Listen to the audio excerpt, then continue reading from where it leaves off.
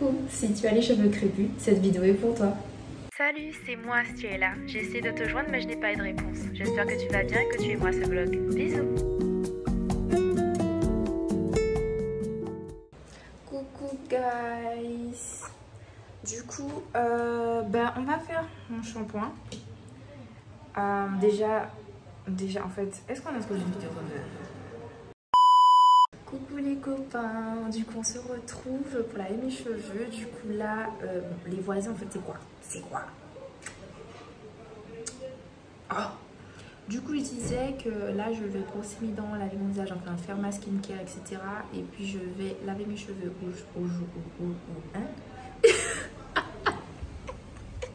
je vais laver mes cheveux. Attendez.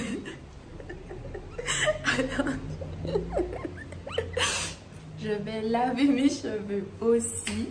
Donc je vais d'abord faire ma skincare et puis après on se retrouve quand je vais laver mes cheveux. Je vais vous montrer aussi le shampoing que j'utilise. J'utilise vraiment pas grand chose pour mes cheveux. Vraiment pas. Et j'ai oublié de dire aussi en début de semaine, j'ai fait des petites couettes dans ma tête pour les poser un petit peu avant de faire le shampoing. Et voilà. Donc go faire la skincare. Messieurs. Ouais, go faire la skincare. Voilà. Alors, je viens de casser mon trépied. Super, c'est une bonne chose. Donc, comment je fais pour filmer, je ne sais pas, mais on peut trouver une solution en fait. J'ai vraiment cassé le trépied, les gars. J'ai vraiment cassé ça. Là, je peux juste mettre une caméra que je n'ai pas finalement. C'est génial. Pour mon shampoing, en général, j'utilise un shampoing de chez Garnier. Donc, c'est l'Ultra Doux à l'huile de ricin et sève d'érable. Donc, franchement, la marque Garnier, je ne m'attendais pas à ce que ça aille aussi bien avec mes cheveux. Je sais que c'est l'université qui nous l'a donné, puisqu'en fait, chaque année, l'université donne, lutte contre la précarité en fait chez les étudiants. Et du coup, ils nous donnent un sac en fait avec des produits d'hygiène, en fait, des serviettes hygiéniques, de la crème, du savon, brosse à dents, dentifrice, etc. pour vraiment lutter contre la précarité étudiante. Et je trouve ça super bien. Du coup, j'ai eu ce shampoing-là. Et je ne m'attendais pas à ce que la marque Garnier aille aussi bien avec mes cheveux en fait. Parce que de base, les shampoings, quand tu les regardes, c'est vraiment des shampoings de base qui sont pour les cheveux raides quoi. Et pour le coup, ça va bien avec les cheveux crépus, donc je conseille énormément. Et sinon, moi, j'utilise pas d'après-shampoing en général. Je fais un shampoing ou deux et j'ai fini. Après ça, je vais passer au coiffage, à l'huile de soin, etc. Mais voilà, du coup, on va se retrouver après le shampoing quand mes cheveux seront lavés. Donc voilà, à tout de suite. Alors, le shampoing est fait. J'ai oublié de vous dire tout à l'heure. Mais j'utilise ça, je pense que ça vous connaissez, tout le monde connaît. J'appelle ça masseur capillaire. Donc j'utilise pendant mon shampoing, donc ça va me permettre d'activer ma circulation et du coup d'activer la pousse de mes cheveux. Et aussi je brosse mes cheveux avec également. Et voilà, du coup là, ce que je vais faire, c'est que je vais bien éponger mes cheveux. Avant, je vais quand même faire ma petite skincare avant. Et puis après, je vais faire mes petites couettes. Parce qu'en général, après mon shampoing, je fais des petites couettes pour bien laisser mes cheveux posés et aérés. Et par la suite, en fait, j'aimerais faire cette coiffure. Je pense que vous l'avez déjà vu pas mal quand même sur ma chaîne parce que c'est ma coiffure réparatrice que je fais tout le temps. Et ça fait un moment que je ne l'ai pas faite. Du coup, on retourne à la source.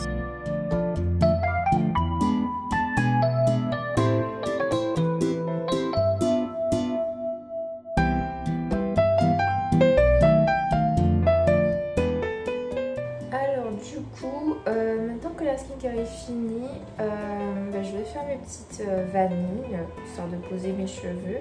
Moi j'utilise une brosse, donc cette brosse là, je pense que vous l'avez déjà vue aussi, elle est très très virale, très connue.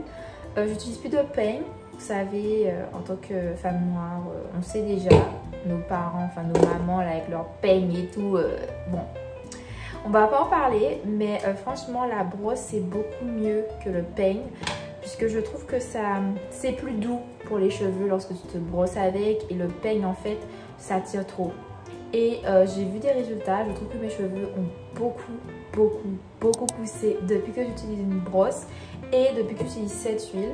Donc elle est mélangée, hein. J'ai mélangé l'huile, donc vous avez cette huile de soin de chez Club Parfum et en plus j'ai rajouté de l'huile d'ail, d'oignon, de la cannelle et des clous de girofle aussi. Et franchement j'ai déjà vu les résultats, mes cheveux ont vraiment énormément poussé. Franchement, même ma famille me l'a dit, hein, que mes cheveux ont grave poussé, même la texture, mes cheveux sont beaucoup plus beaux, beaucoup plus doux, beaucoup plus brillants. Et franchement, je recommande vraiment ce petit mélange, ça a beaucoup aidé mes cheveux. Regardez, ça c'est la vraie vérité des cheveux crépus. Tes cheveux crépus peuvent être aussi longs que tu veux parce qu'ils m'arrivent là, mes cheveux. Regardez. Alors vraiment, c'est le vrai visage des cheveux crépus.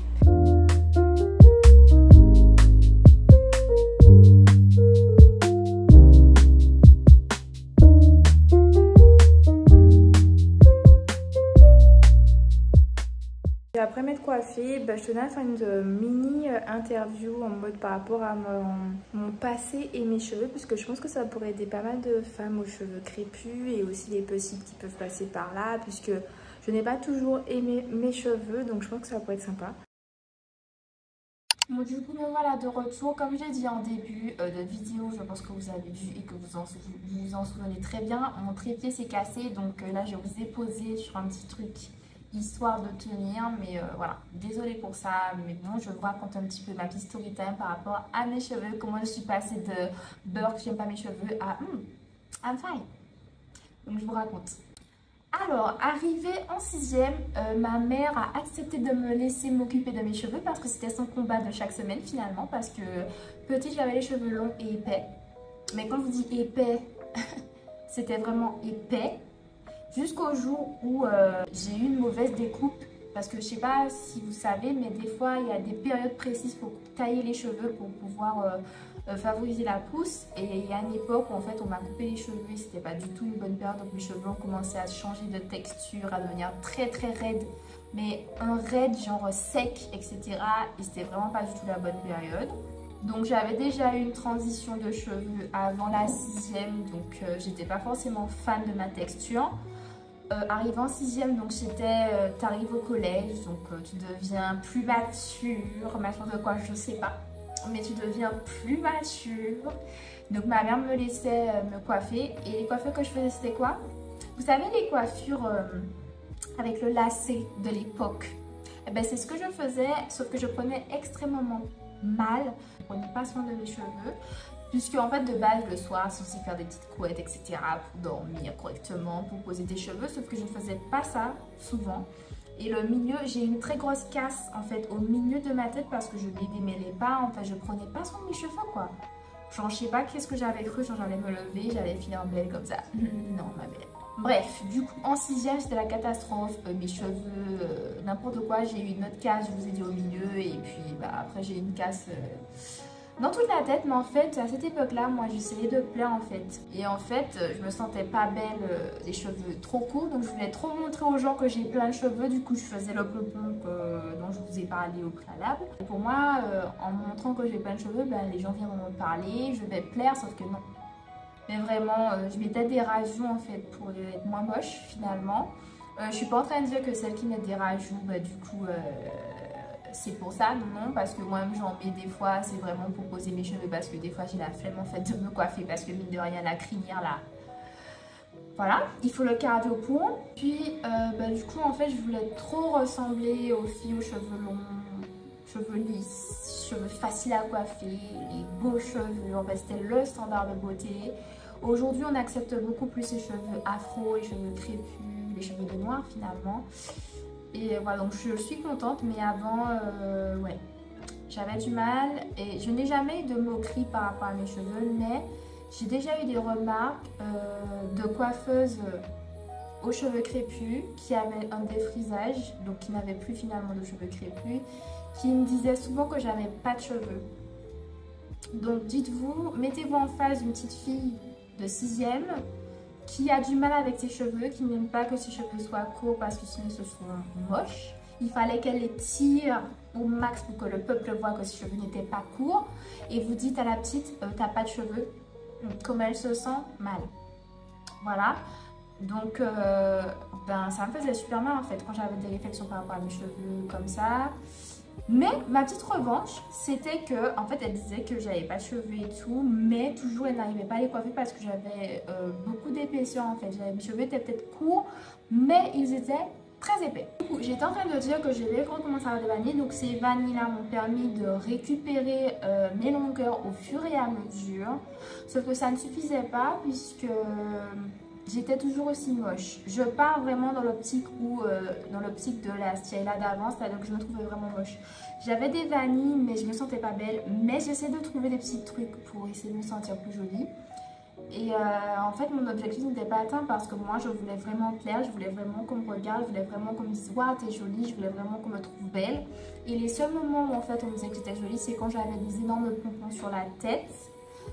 Voilà. Mais j'ai eu énormément de chute devant parce que je tirais mes cheveux jusqu'à pour que le peuple puisse voir que j'ai des cheveux alors qu'on a vu que tu as des cheveux, ma belle. C'est bon, pas la peine de prouver finalement.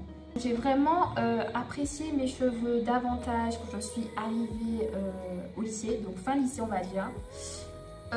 C'était vraiment à la période du Covid, donc en 2019, voilà, c'était l'une de mes pires années. Mais le Covid, ça a vraiment été une bénédiction pour moi parce que j'ai réconcilié avec mes cheveux. Pourquoi? Parce que en fait, je les manipulais pas parce que t'es chez toi, t'es en catenat tous les jours, c'est le Covid. Donc tu te montres très rarement. Donc mes cheveux ont pu se poser, ont beaucoup pris en longueur, etc. J'ai pu prendre du temps pour moi, apprendre à me maquiller, m'habiller, me découvrir un petit peu plus. Donc le Covid, ça a été bénéfique pour moi d'une certaine manière, même si que les circonstances n'étaient pas positives. Mais ça a été, d'une certaine manière, ça a été positif pour moi. Quand je suis arrivée du coup à l'université, j'ai eu cette phase de j'ai envie de couper mes cheveux. J'avais envie d'être une femme complètement différente, vraiment tourner les regards, je ne sais pas pour qui je me prenais.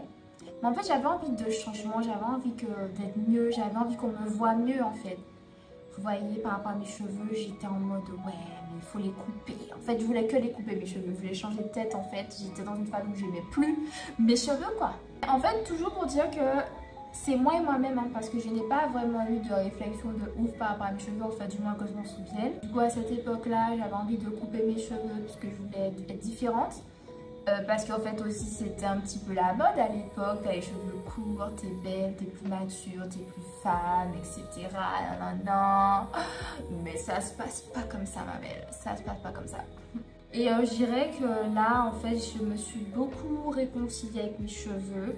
Je ne cherche pas à rendre mes cheveux comme les standards de beauté parce qu'il y a une période en fait. C'était les curly qui étaient en avant-poste, les négresses elles étaient dans le garage. Si je peux dire ça comme ça, après c'est vraiment des trucs très stéréotypés que je suis en train de dire mais qui sont vrais pardon. Je sais pas si ça fait du sens, stéréotype et vrai, est-ce que ça va ensemble, je ne sais pas, mais j'espère que vous comprenez ce que je dis. Mais on va pas se mentir qu'il y avait une époque où les curly, voilà, ils étaient très en avant. Toi, t'as les cheveux crépus, ma belle, c'est dehors. Donc voilà, donc ils étaient trop... Et c'est bien quoi, avoir les cheveux bouclés. Donc moi aussi, j'ai acheté des produits pour boucler mes cheveux finalement, parce que moi aussi, je peux être curly.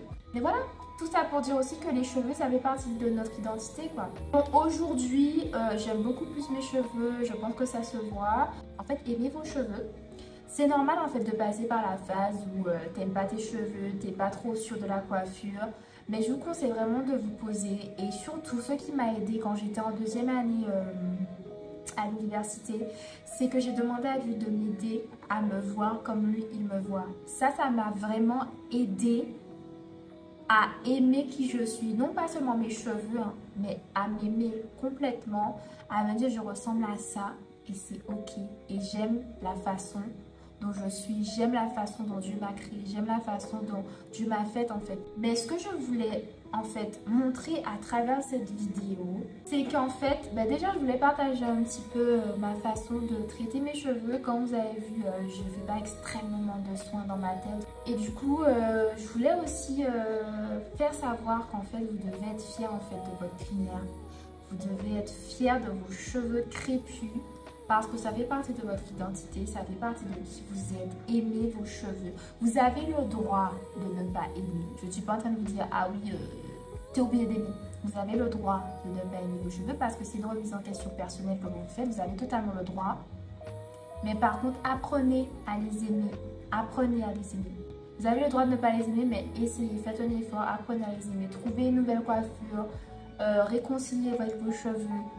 Je sais pas, parce que peut-être que tu les aimes pas, parce que peut-être que cette coupe-là ne te plaît pas, ne te va pas. Tu vois, donc vraiment essayer de trouver ce qui te va le mieux et vraiment apprécier vos cheveux. On a la chance d'avoir des cheveux comme les nôtres parce que nos cheveux sont tellement multifonctions. Ils peuvent être lisses, ils peuvent être curly, ils peuvent être, vous savez, lâchés comme ça, mais ils peuvent être pompons. On peut faire tellement de choses avec nos cheveux, vraiment, et c'est une richesse. Aimez vos cheveux. C'est vrai que les cheveux crépus sont assez fragiles, mais justement, prenez-en soin. Aimez en fait vos cheveux. Prenez en soin les filles. Et je vais m'arrêter là.